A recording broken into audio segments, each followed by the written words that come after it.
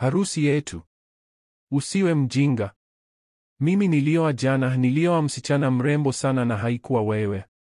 Hayo ndiyo yalikuwa maneno ya sumu aliyoambiwa Mage, yaliyotoka mdomoni mwa mchumba wake alipothubutu kuuliza kuhusu mustakabali wao. Kwa sekunde chache tu, yule mwanaume ambaye aliamini, ambaye alidhani atashiriki maisha naye daima, alivunja moyo wake vipande vipande, akimbadilisha bila hata kufikiria mara mbili. Na leo hadithi hii inasimuliwa na mimi. Halo familia, karibu tena. Kabla hatujaanza, nina ombi dogo lakini la moyoni kabisa. Tafadhali subscribe. Msaada wenu ndio unaoendeleza simulizi hizi ziwe hai. Kila unapobofya kitufe hicho, unatusaidia kushirikisha sauti ambazo zingeweza kusahaulika na simulizi zinazostahili kusikika. Na kwenye comment, tuambie unatufuatilia kutoka wapi, kwa sababu pamoja sisi si wasimulizi tu wa hadithi, bali tunatunza tumaini liendelee kuishi. Harusi yetu. Usiwe mjinga. Nilioa jana na haikuwa wewe. Maneno hayo yalikata kama moto. Mage Juma alisimama ameganda, akimtazama Kevo Sanga, mwanaume ambaye alidhani atashiriki naye maisha. Kwa miaka mitatu alimpa upendo wake, uaminifu wake na mustakabali wake. Na sasa, kwa sentensi moja tu, Kevo alivigeuza vyote kuwa majivu. Midomo yake ilitetemeka. Ulisema nini? Kevo aliegemea nyuma kwenye kiti chake cha ngozi, akiwa baridi na asiyejali, kana kwamba maumivu yake yalikuwa yanamchekesha. Umenisikia? Nimeoa. Kuanzia jana. Miguu ya Mage ikaanza kudhoofika. Unatania, sio? Tabasamu la kejeli la Kevo lilipanuka. Alitoa simu yake, akabonyeza skrini, kisha akaisogeza mbele yake. Picha ikang'aa, Kevo akiwa kwenye madhabahu, akitabasamu kuliko Mage alivyowahi kuona, akiwa amesimama karibu na mwanamke aliyevaa gauni la harusi jeupe la hariri. Rachel Mushi. Kifua cha Mage kilijikunja kwa maumivu. Rachel alinong'ona, sauti yake ikiwa dhaifu. Ndiyo, Kevo akasema kwa upole lakini kwa kujivuna. Rachel Mushi, mke wangu. Haikuwa jina tu lililomuuma, bali ilikuwa usaliti ulioambatana nalo. Rachel hakuwa mwanamke mwingine wa kawaida. Alikuwa rafiki yake wa utotoni. Msichana aliyelala sakafuni chumbani kwake wakati wa sleep over. Msichana ambaye Mage aliwahi kumwamini kama dada. Na sasa alikuwa amevaa pete ambayo Mage alidhani ni yake. Hapana, Mage alinong'ona akitikisa kichwa. Hapana Kevo, hii si kweli. Tulikuwa tumechumbiana. Uliniomba niwe wako. Nilitoa kila kitu kwa ajili yako. Kevo alicheka kimya kimya chini ya pumzi yake, sauti yake ikiwa baridi. Ulitumia kila kitu, Mage. Kwa sababu ulikuwa na uhitaji. Na kwa sababu uliamini ndoto ambayo haikuwa yako kamwe. Koo lake likawa gumu. Ulinidanganya. Uliniahidi. Nilisema yale uliyoomba kusikia, sauti yake ilikata kama kioo. Tusibadilishe historia. Wewe ulikuwa ni urahisi tu. Kila mtu alijua Rachel ndiye mechi halisi. Familia yake, familia yangu, jamii yameandikwa tangu mwanzo. Wewe ulikuwa burudani tu ya muda. Neno hilo lilimchoma kuliko kofi. Burudani ya muda. Mage alirudi nyuma akitetemeka, machozi yakijaa machoni mwake. Na uliniacha nifikiri tungekuwa na maisha ya pamoja, alisema kwa sauti iliyovunjika. Kevo alisimama akibana suti yake taratibu, kana kwamba anafurahia kumuumiza.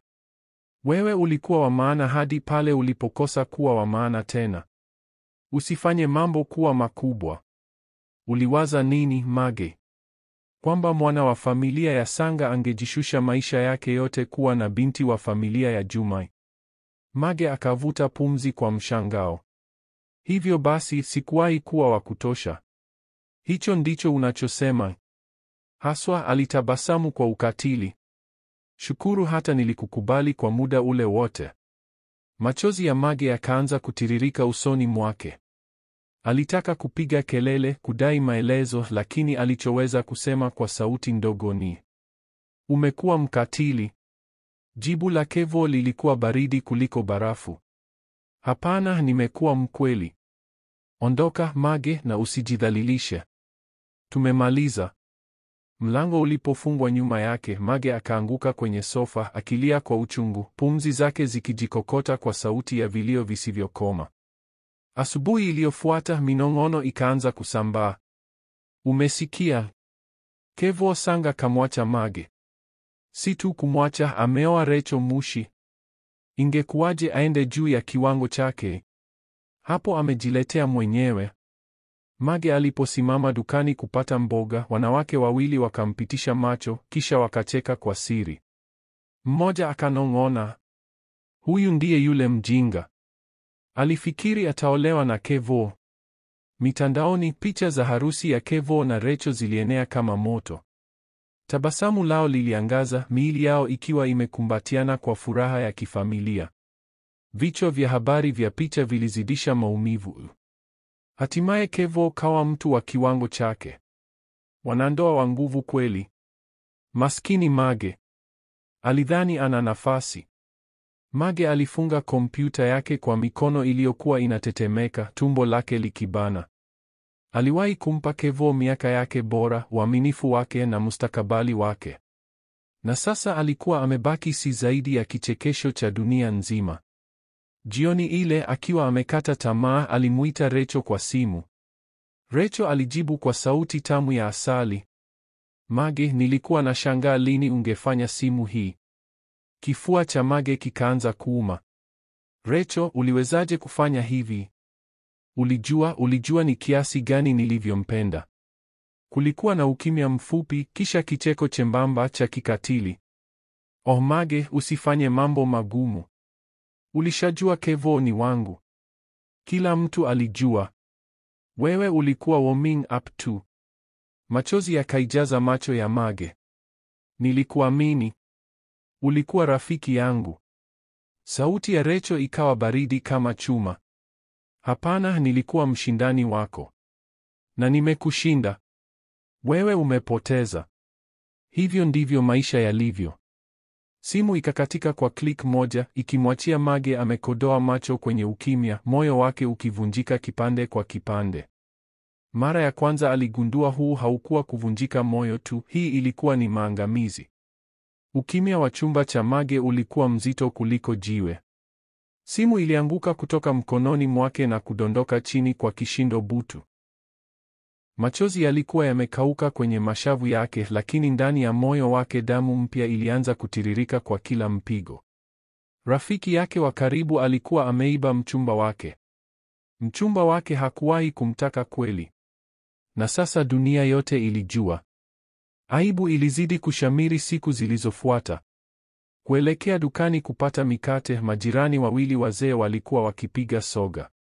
Waliposimama ghafla, Mage akapita, sauti zao zikashuka kidogo, lakini si vya kutosha. Huyo ndiye yule msichana aliyeachwa kwa ajili ya rafiki yake, mmoja alinong'ona. Mungu wangu, aibu iliyoje! Alipaswa kujua nafasi yake, mwingine akajibu huku akitikisa kichwa. Mage alitembea kwa mwendo wa haraka, akibana pochi yake kifuani, akitamani ardhi imeze pale pale. Jumapili kanisani, minong'ono ikamfuata alipokuwa akipita katikati ya benchi. Mungu atuepushe na ndoto za kijinga kama zake, mtu mmoja aliongea kwa sauti ya chini. Mwingine akamnong'oneza jirani yake, tafakari jinsi inavyouma kuchukuliwa nafasi haraka namna hiyo. Lazima anakufa kwa ndani. Na kweli, Mage alikuwa anakufa taratibu moyoni. Familia yake haikumsaidia. Jioni moja mama yake alikaa naye mezani, akavuta pumzi nzito kabla ya kuweka umma chini. Mage, nilikwisha kukuonya. Kevo hakuwa kwa ajili yako. Ulikimbiza ndoto iliyo juu yako. Kama ungalijikita kwenye taaluma yako ya ualimu, usingekuwa kwenye hali hii. Mage alitazama chakula chake bila kuweza kumeza chochote. Shangazi yake akatikisa kichwa kwa kuingilia mazungumzo. Umetuaibisha wote. Watu wanacheka familia yetu. Wanasema tumemlea msichana anayedhani anaweza kuifikia familia ya Sanga. Binamu zake wakatabasamu kwa dhihaka pale pale mezani. Sasa wewe ni mzaha. Umetumika na kutupwa. Ndivyo watu wanavyokuona. Sauti zao zote zikachanganyika kichwani mwa Mage. Fedheha ikakandamiza kifua chake kiasi kwamba kupumua ikawa kazi. Mwishowe alinong'ona kwa udhaifu, tafadhali tusiongelee hili tena. Lakini sauti ya mama yake ikakata hewani kwa ukali. Tutalizungumzia, Mage, kwa sababu lazima ujifunze. Kevoo Sanga hakuwa anaenda kukua. Umeharibu miaka yako. Na kwa nini? Ili kudhalilishwa mbele ya mji mzima. Maneno hayo yakamchoma zaidi ya usaliti wa Kevoo. Mage akasukuma kiti nyuma, kishindo cha kukwaruza sakafu kikavunja ukimya, na akakimbia kuelekea chumbani kwake. Pale gizani alijifunika kwenye mto, akalia mpaka koo lake likauma. Dunia ya mtandaoni ilikuwa katili zaidi. Kwenye kila jukwaa, picha za harusi ya Kevoo na Rachel ziliangaza kama visu machoni pake. Gauni jeupe la Rachel liling'aa chini ya taa za chandelia. Tabasamu la Kevoo lilikuwa kali kama mwanga. Wakiwa pamoja walionekana kama picha kutoka jalada la jarida. Kila maoni lilimchoma moyo. Hatimaye hii ndiyo kapo kamili. Rachel ni mrembo sana, kabisa bora kuliko yule Mage. Kevoo amepandisha kiwango chake. Jina lake mwenyewe sasa lilikuwa laana. Watu walicheka mateso yake kana kwamba ni burudani. Mage alifunga laptop yake kwa kishindo, lakini sauti hizo ziliendelea kumtesa kichwani. Na kisha madeni yakaja. Alikuwa amepoteza akiba yake yote akimsaidia Kevoo kwenye miradi yake ya kibiashara. Miradi ambayo hakuwahi kumshirikisha kweli. Sasa wadai wakawa wanagonga mlango wake wakitaka malipo ambayo hakuwa nayo. Tulikutegemea, mwanaume mmoja alitema kwa hasira. Ulisema Kevoo Sanga atadhamini mradi huu. Lakini sasa ameoa na wewe huna lolote. Lipa deni lako. Mikono ya Mage ikawa inatetemeka alipoomba muda zaidi, lakini yule mtu alicheka kwa dharau na kuondoka. Kila ziara ilimng'oa kipande cha heshima yake, akimwacha si tu akizama kwenye maumivu ya moyo, bali pia kwenye uharibifu wa kifedha. Siku zikawa wiki. Mage akaanza kuishi kama kivuli cha maisha yake. Mara nyingi alikaa ndani akivuta mapazia, akiogopa minong'ono ya watu nje. Marafiki wake walipotea, wengine kwa huruma, wengine kwa hukumu. Taaluma yake ikavunjika. Heshima yake ikapotea. Usiku alilala macho akitazama dari. Nilikuwaje hivi? Alinong'ona gizani. Nilipotezaje kila kitu? Alimkumbuka msichana aliyewahi kuwa, yule aliyewahi kutamani kufundisha watoto, aliyewahi kucheka na marafiki, aliyewahi kuamini kuwa upendo ni safi. Msichana huyo hakuwepo tena. Badala yake alikuwa ni ganda tupu lililojaa maumivu. Moyo wake ulikuwa umevunjika, heshima yake imeporomoka, mifuko yake ikiwa mitupu. Lakini katikati ya majivu ya kukata tamaa, cheche dogo lilianza kuangaza. Kevoo alidhani yeye ni dhaifu. Rachel alidhani ameangamizwa. Hata familia yake walidhani amevunjika. Walikuwa wote wamemfutilia mbali. Lakini Mage bado alikuwa hai. Na ndani kabisa, chini ya vifusi vya usaliti, nguvu mpya ilianza kusonga. Ilikuwa ikinong'ona taratibu.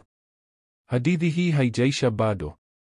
Mwanzo alidhani mambo hayawezi kuwa mabaya zaidi kuliko minong'ono na kicheko kilichofuata harusi ya Kevoo. Lakini alikosea. Kilichoanza kama macho ya huruma kikabadilika kuwa majungu ya sumu yaliyosambaa kama moto. Mage hawezi kumwacha Kevoo, mtu mmoja alinong'ona sokoni. Yeye bado amemshikilia. Hajui kama yamekwisha. Wanasema anafika ofisini kwake akimbembeleza arudi. Hakuna hata moja lililokuwa kweli. Lakini uongo husafiri haraka kuliko ukweli. Mage alirudi nyumbani na mfuko wa mboga akikumbatia kifuani mwake, mashavu yake yakichoma kwa aibu, machozi yakijikokota kwenye kope. Pigo kali zaidi lilikuja pale Rachel mwenyewe alipoamua kuingia kwenye mchezo. Siku moja alasiri, Mage alimuona Rachel kwenye mgahawa wa mjini akiwa amezungukwa na wake wa matajiri na wake wa wafanyabiashara wakubwa. Rachel alionekana akimeremeta, akicheka kwa urahisi wa mwanamke aliyeshinda kila kitu na akatoka salama. Mage alipopita karibu, sauti ya Rachel ikainuka kwa makusudi kusikika na wote. Nahisi vibaya kwa Mage, alisema kwa sauti tamu lakini ya kejeli. Bado anafikiria Kevo atarudi kwake. Mnaweza kuamini? Wake wale wakaguna kwa mshangao, wakifunika midomo yao. Mmoja akamuuliza Rachel kwa sauti ya chini lakini kwa makini, hilo ni kweli? Bado anamng'ang'ania? Rachel akainama kichwa akijifanya ana huruma. Yeye ni wa kufikirika. Karibu nihurumie. Karibu. Meza yote ikalipuka kwa kicheko cha kikatili. Mage akasimama pale pale, tumbo lake likijikunja. Alitamani kusogea na kusema, unadanganya. Lakini sauti yake ilimsaliti. Badala yake aliondoka kimya kimya, machozi yakiwa yametanda, huku akisikiliza kicheko cha Rachel kikimfuata nyuma ya mgongo wake. Usaliti haukuishia hapo. Jioni moja nyumbani, Mage alimkuta dada yake mdogo, Anna, akiwa anakagua picha za Kevo na Rachel kwenye simu yake. Macho ya Anna yalikuwa yanang'aa kwa mshangao.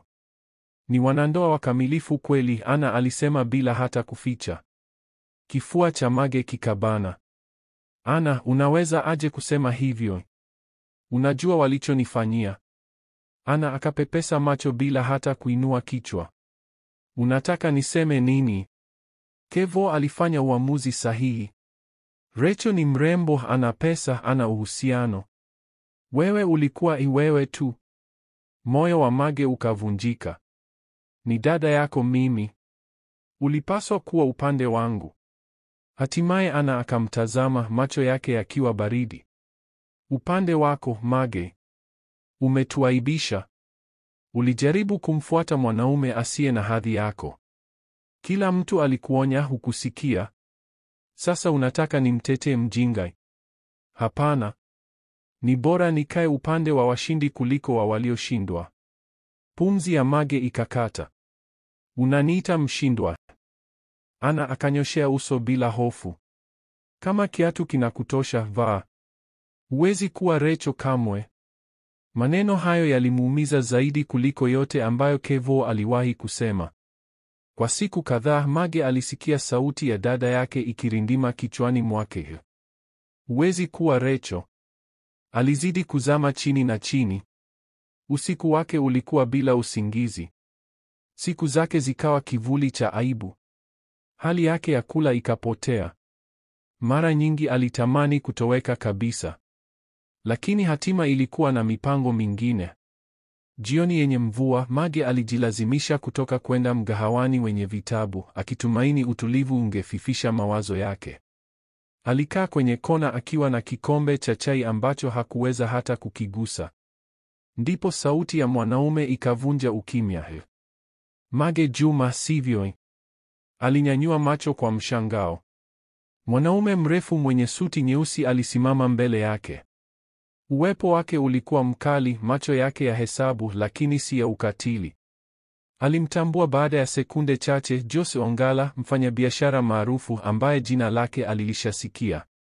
Alijulikana kama mpinzani mkubwa wa Kevo katika ulimwengu wa kibiashara, ingawa Kevo mara nyingi alimpuuza akimuita mtu asiye na maana. Ndiyo, Mage akajibu kwa tahadhari. Na kujua. Jose akatabasamu kwa upole. Si binafsi. Lakini ninajua wewe ni nani. Na ninajua Kevo alichokufanyia. Kifua cha Mage kikakaza. Kama umekuja kunicheka. Kunicheka? Jose alimkatiza kwa sauti tulivu, akiketi kiti cha mbele yake. Hapana. Sina haja ya kumpiga teke mtu aliyeanguka. Lakini nina taarifa. Mage akakunja uso, akibaki na mshangao. Unamaanisha nini? Jose akainama kidogo, akishusha sauti.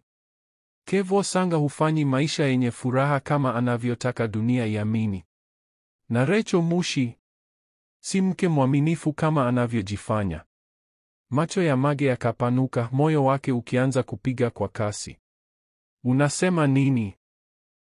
Ninasema, Jose akajibu kwa usahihi wa baridi, ndoa yao haijajengwa kwa upendo. Imejengwa kwa uongo. Uongo ambao ukifichuliwa unaweza kuharibu wote wawili. Mage akamkodolea macho, amebaki kustaajabu. Kwa mara ya kwanza baada ya wiki nyingi, mwali mdogo ulianza kuamka ndani ya kifua chake. Si tumaini bado, lakini udadisi. Macho ya Jose yakawa makali, yakiwa na dhamira. Kama kweli unataka kujua ukweli, Mage, basi pengine ni wakati wa kuacha kuomboleza na kuanza kuangalia. Siri za Kevo ni kubwa kuliko unavyofikiria. Mage alimtazama Jose, moyo wake ukidunda kwa kasi. Unamaanisha nini kwa kusema ndoa yao imejengwa kwa uongo? Aliuliza kwa sauti ya tahadhari. Jose alirudi nyuma kwenye kiti, macho yake yakimchunguza. Kevo Sanga alijenga himaya yake ya biashara juu ya taswira, sio ukweli.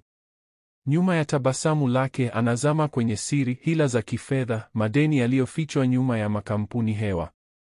Na Rachel, tuseme tu, hakumua kwa sababu ya mapenzi.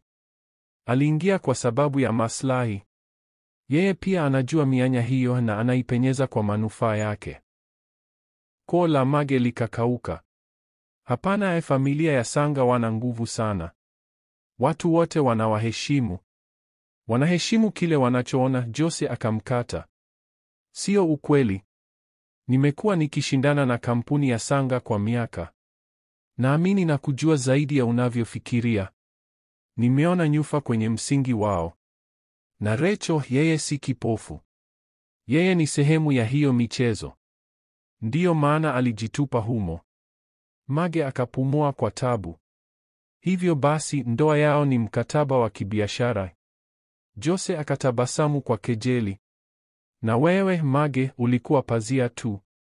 Kevo alikutumia ili kununua muda mpaka familia imalize mipango yao. Ulikuwa kisa cha kuficha ukweli. Tumbo la Mage likakunjamana. Akakumbuka usiku alivyokuwa akimfariji Kevo alipodai kuwa na msongo wa mawazo kazini. Alivyokuwa akimtumia pesa akisema uwekezaji wake unayeyuka. Na jinsi alivyomwambia kila mara, tukisha oana utaona yote yatakavyolipa. Sauti yake ikavunjika. Alinitumia. Macho ya Jose yakawa laini kwa sekunde moja. Ndiyo. Na sasa anadhani umevunjika kiasi cha kutoweka. Lakini kama ukiangalia kwa karibu, utagundua ni jinsi gani himaya yake ni dhaifu. Mikono ya Mage ikatetemeka. Kwa wiki kadhaa alikuwa akizama kwenye fedheha na kukata tamaa. Lakini sasa hisia mpya ilianza kupanda ndani yake. Hasira, moto, hatari. Alibana ngumi zake. Niambie zaidi. Jose akatabasamu taratibu. Sio hapa. Sio sasa. Angalia. Sikiliza. Utaona ukweli mwenyewe. Akasimama, akanyosha koti lake na kumpa Mage salamu ya kichwa cha heshima. Unastahili kujua ukweli, Mage. Usiwache upotee. Kisha akaondoka, akimwacha Mage akitazama kikombe chake cha chai ambacho hakugusa. Usiku ule Mage hakuweza kulala. Alirudia maneno ya Jose mara nyingi. Kevo hana furaha. Rachel si mwaminifu. Ndoa yao imejengwa kwa uongo. Inawezekana kweli? Au Jose pia alikuwa anamtumia kwa faida yake? Lakini moyoni kitu kilimwambia inatosha. Ina maana. Iliweka wazi kwa nini Kevo alimburuza muda wote. Kwa nini wazazi wake kila mara walionekana wakimchukulia kwa mbali. Kwa nini Rachel alijivuna waziwazi. Mage hakusalitiwa tu.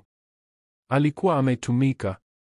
Siku iliyofuata uthibitisho ulijitokeza. Mage alipokuwa anatoka dukani, karibu akagongana na Rachel. Rachel alikuwa ameshikamana mkono na Kevo, wakitabasamu mbele ya kamera ya mwandishi wa habari aliyekuwepo kwa bahati. Mage. Rachel akapiga kelele kwa sauti tamu isiyo ya kweli, kubwa kiasi cha kila mtu kusikia. Habari zako mpenzi. Tumekuwa na wasiwasi sana juu yako. Tumbo la Mage likachemka. Usijifanye unajali.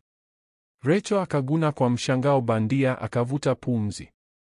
Kweli najali. Ni ngumu kuangalia mtu akishikilia ndoto isiyowezekana. Mage, mimi na Kevo tunakuhurumia. Sio afya kushikilia yaliyopita. Kevo akacheka pembeni yake akimkumbatia Rachel. Mage ana mawazo ya kufikirika. Kila mara alidhani tutaolewa. Lakini huwezi kumlaumu. Alitaka hadithi ya ndoto. Maskini hakuwahi kutambua kwamba haikuwa kweli. Watazamaji wakacheka, macho yao ya huruma yakimgeukia Mage. Uso wake ukawaka kwa aibu. Rachel akainama karibu, akamnong'oneza kwa sauti ya makusudi ya kusikika na yeye peke yake. Usijidhalilishe zaidi. Kadiri unavyopambana ndivyo unavyochekesha zaidi. Pumzi ya Mage ikakata. Kwa muda alihisi atazimia. Lakini badala yake aligeuka na kuondoka, akiwanyima raha ya kumwona akilia. Mage aliporudi nyumbani alimkuta dada yake Ana amekaa sebeleni, macho yake yakiangaza huku akitazama video ya mahojiano ya Rachel kwenye simu. Unapaswa kumsikiliza, Ana alisema kwa baridi.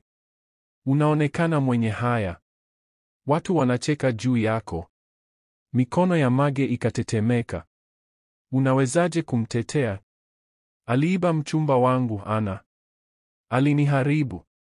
Ana akapiga macho juu akibaki anashangaa. Hakukuibia chochote. Kevo alifanya chaguo sahihi. Rachel ana uzuri, anajulikana na ana nguvu za kifamilia. Wewe ulikuwa wewe tu. Ulijipandikiza juu ya kiwango chako. Na sasa unaumia. Kusema kweli, unapaswa kushukuru Kevo hata alikuangalia. Kifua cha Mage kiliuma kwa maneno hayo. Ni dada yako mimi, unapaswa kusimama nami. Nipo upande wako, Ana alikata kwa ukali. Lakini ukweli lazima usemwe. Acha kutudhalilisha. Acha kudhalilisha familia hii. Wewe si wa dunia ya Kevo. Kubali. Mage alibana meno yake mpaka damu ikaanza kuonja mdomoni. Usaliti wa dada yake ulikuwa kisu kipya kisichotarajiwa, kilichomzidishia maumivu. Usiku ule Mage alikaa mezani pake, macho yake yakitazama boksi la zamani lililojaa nyaraka za Kevo. Zilikuwa karatasi ambazo aliwahi kumsaidia kuzipanga alipodai kuwa na msongo wa mawazo kazini. Aliamua kulifungua tena, moyo wake ukipiga haraka. Aliitoa karatasi moja, macho yake yakidaka sahihi za ajabu na nambari zisizoeleweka. Alitoa nyingine, akazisambaza juu ya meza. Papo hapo pumzi yake ikawa nzito. Kuna kitu hakiko sawa hapa, alijiambia kimya kimya. Ndani ya maandiko madogo na michoro, aliona mishiko ya fedha ikihamishwa kwenye akaunti hewa, miradi ambayo haikuwepo na sahihi zilizokuwa zikionekana bandia. Mikono yake ikawa inatetemeka. Hii inaweza kumwangusha kabisa. Kwa mara ya kwanza tangu dunia yake ivunjike, Mage alihisi nguvu ikisonga ndani ya mishipa yake. Kevo na Rachel walidhani wamemmaliza. Ana alidhani yeye si chochote. Dunia ilimchukulia kuwa mjinga. Lakini Mage alikuwa ameanza kushika ufunguo wa siri ambao ungeweza kuharibu himaya nzima ya Kevo. Siku zilizofuata Mage alianza kujijenga tena kwa kimya. Hakukuwa na tena vilio vya usiku. Hakukuwa na matembezi ya aibu mitaani akiwa ameinamisha kichwa. Badala yake alihifadhi huzuni yake nyuma ya milango iliyofungwa, huku akivaa uso wa utulivu hadharani. Wacha dunia iwaze amekubali kushindwa, lakini nyuma ya macho yake tulivu, dhoruba ilikuwa inatengenezwa. Jose Ongala akawa mshirika asiyetarajiwa. Walikutana kwenye kona zisizo na kelele za migahawa midogo na maktaba, mbali na sehemu za kifahari ambapo Kevo na Rachel walipenda kujionyesha. Jose alikuwa akimsukumia faili dogo juu ya meza, sauti yake ikiwa ya chini na yenye utulivu. Hizi ni rekodi za kifedha kutoka kampuni tanzu ya Sanga Enterprises. Angalia hapa, fedha haziendani. Mage alisogea karibu, macho yake yakiwa makali. Anahamishia wapi? Katika akaunti za pwani, Jose akajibu. Makampuni hewa. Ameficha madeni yake kwa miaka. Tumbo la Mage likabana. Na Rachel anajua haya. Tabasamu la kejeli likapita usoni mwa Jose. Anajua. Kwa kweli anatumia hali hiyo. Ameanzisha akaunti zake kwa siri, akichukua kipande chake kidogo kando. Kevo anafikiri anamsaidia, lakini ukweli ni kwamba anajijengea kinga. Mage aliegemea kiti, mikono yake ikitetemeka, lakini si kwa udhaifu tena. Hii siyo ndoa iliyojengwa kwa mapenzi. Ni woga na tamaa. Haswa, Jose akasema, macho yake yakimetameta. Na hukuhitaji kupigana nao kwa nguvu. Waache tu siri zao zipumue. Ndiyo itakuwa mwisho wao. Mage alinyamaza, akihisi moyo wake ukidunda kwa nguvu. Mage alianza kubadilika. Alijibeba kwa tabasamu dogo hadharani, akiwajibu majirani kwa maneno machache mafupi. Alijifanya amerudi kuwa mpole, asiye na nguvu. Hata alijilazimisha kumtumia Rachel ujumbe siku moja: nimekusamehe. Nawatakia heri wewe na Kevo. Maneno hayo yalikuwa machungu mdomoni mwake, lakini yalifanya kazi. Rachel aliwaonyesha wengine ujumbe huo huku akicheka. Angalia, hatimaye Mage ameacha. Sasa anasonga mbele. Lakini ukweli ulikuwa tofauti. Mage hakuacha. Alikuwa akitazama. Mwanya wa kwanza ulitoka kwa dada yake Ana. Mage aliona jinsi macho ya Ana yalivyong'aa kila jina la Rachel lilipotajwa. Ana alizungumza kwa furaha juu ya nguo mpya za Rachel za wabunifu, sherehe za kifahari na tafrija zake. Usiku mmoja, Mage aliweka mtego kimya kimya. Aliacha faili juu ya meza yake, ikionyesha kichwa cha habari kutoka kwa karatasi aliyopewa na Jose: uvumi wa matatizo ya kifedha ndani ya Sanga Enterprises. Ana alipoona, alinyakua kwa haraka. Hii ni nini? Aliuliza kwa shauku. Mage alinyanyua mabega kwa ulegevu. Hakuna, majungu tu. Lakini kama ni kweli, unaweza kufikiria watu watasemaje? Labda Rachel ameolewa ndani ya himaya inayoporomoka. Macho ya Ana yakapanuka kwa msisimko na wivu. Mage akacheka kidogo kwa ulegevu. Usimwambie mtu nimekuonyesha. Sitaki kumwaibisha. Alijua fika Ana hatadumu na siri hiyo. Wiki iliyofuata, kwenye tafrija ya mchana, Rachel alimshambulia Ana mbele ya wake wengine. Kwa nini unasambaza majungu, Ana? Nani alikuambia Sanga Enterprises iko matatizoni? Ana akababaika, uso wake ukawa mwekundu. Sijakusudia, hii nilisikia tu.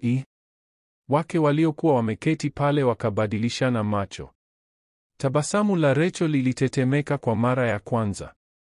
Mage akiwa mbali aliona na tabasamu dogo likatanda usoni mwake.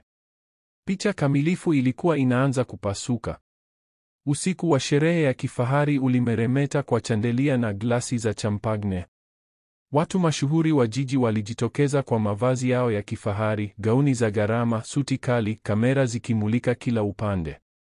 Mage alisimama karibu na mlango akiwa amevaa gauni jeusi rahisi lakini la kuvutia.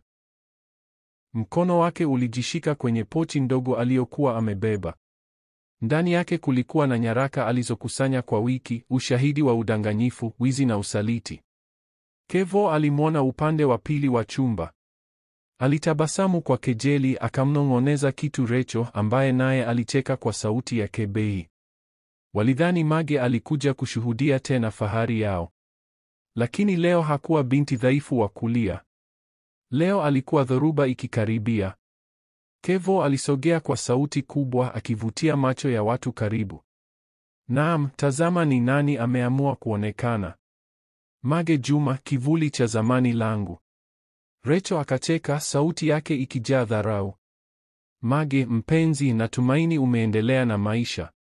Ni aibu kushikilia ndoto zilizokwisha. Umati ukaungana kwa kicheko kidogo cha kuonea huruma. Mage aliinua uso wake, tabasamu dogo likipita midomoni mwake. Nimesonga mbele. Lakini nimekuja leo kuwapa nyote zawadi. Kevo akakunja uso. Zawadi? Hiyo ni tamu. Zawadi ya aina gani?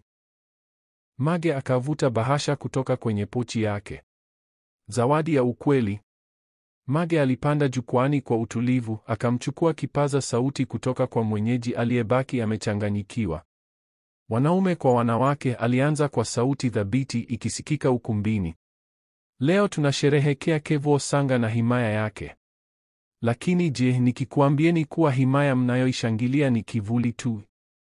Ukumbi ukaguna, kelele za mshangao zikapita kila kona. Uso wa Kevo ukabadilika, rangi ikimponyoka. Mage, shuka hapo mara moja. Mage akampuuza, akainua mafaili juu. Hapa kuna rekodi za kifedha, ushahidi wa ushirika bandia, sahihi za kugushi na fedha zilizohamishwa kwenye akaunti hewa. Himaya mnayoamini ni ngome ya uongo. Umati ukaanza kunong'ona kwa nguvu. Wawekezaji wakashika glasi kwa hofu. Waandishi wa habari wakakaribia mbele. Mage akamkodolea macho Kevo. Ulinidanganya. Ulinifanya ngao huku ukificha madeni yako. Lakini leo ukweli umefichuka. Kevo akajaribu kuvunja ukimya. Anadanganya. Msimsikilize. Lakini Mage hakuwa amemaliza. Na Rachel alisema kwa sauti kali akimgeukia bibi harusi mpya. Uliwaza wewe ni mjanja. Wakati Kevo akizika madeni yake, ulikuwa unavuta fedha kwa upande wako. Ulikuwa si mke mwaminifu, ulikuwa mchimbaji wa mali. Umati ukaibuka kwa mshangao. Macho yote yakageukia Rachel. Tabasamu lake likayeyuka, uso wake ukajaa hofu. Mage akaongeza kwa sauti ya baridi, na haikuishia hapo. Ana, dada yangu mwenyewe, alikuwa upande wenu, akikuza njama zenu, akitarajia kuchukua sehemu ya utajiri wenu. Lakini nilipata kila ushahidi. Mlikuwa mnacheza pamoja mpaka sasa. Uso wa Ana ukapauka kama karatasi. Mage, si kweli. Mimi. Lakini Mage alifungua faili jingine, akaonyesha nakala za barua pepe na mikataba iliyosainiwa. Ukweli uko hapa. Dunia nzima sasa inajua. Ukumbi ukaanza kulipuka kwa kelele. Waliko wakashangaa, waandishi wa habari wakapiga picha kwa kasi, simu zikirekodi kila nukta. Kevo akamgeukia Rachel kwa hasira. Ulikuwa unanibia. Ulinihadaa. Macho ya Rachel yakang'aa kwa hasira. Usidhubutu kunilaumu. Wewe ndiye tapeli. Nilichukua tu sehemu yangu. Ana naye akajikuta katikati akijaribu kujitetea. Rachel aliniambia hakuna mtu atakayejua. Nilifikiri. Nyamaza. Rachel akamkatia. Kevo akamgeukia Ana kwa ghadhabu. Wewe mjinga mdogo. Ulifikiri unaweza kunisaliti na kuondoka salama? Ana akaanza kulia akitetemeka mbele ya wote. Sasa wale waliokuwa wanandoa kamilifu walikuwa wakipigana hadharani, wakifichua aibu zao zote. Ukuta wa heshima na fahari ukaanguka papo hapo. Mage alisimama pale pale akinyamaza, lakini aking'aa kwa ushindi. Hivi ndivyo usaliti unavyoonekana, alisema kwa sauti ya mwisho. Hivi ndivyo tamaa inavyomaliza kila kitu. Walinicheka, walinivunja, lakini leo mmewaona jinsi walivyo kweli. Wawekezaji wakaanza kuondoka wakitikisa vichwa kwa hasira. Mlikuwa mnatudanganya, Sanga. Hii ni mwisho wako, mmoja alisema kwa sauti kubwa. Waandishi wa habari wakapiga picha kwa nguvu, wakipiga maswali makali. Rachel, ni kweli ulipora fedha? Ana, ulikuwa mshirika wa njama? Kevo, unaonaje kufichuliwa mbele ya umma? Kilichokuwa fahari ya familia ya Sanga kilianguka kama nyumba ya karata. Kevo alisimama peke yake, suti yake ikiwa imechanika kwa mikwaruzo, nywele zake zikiwa zimejaa jasho. Alimgeukia Mage kwa macho yaliyokuwa na woga. Mage, tafadhali. Nisaidie. Si unajua bado ninaweza kurekebisha. Tafadhali usiniharibu. Mage akamtazama kwa macho ya baridi. Huwezi kurekebisha uongo, Kevo.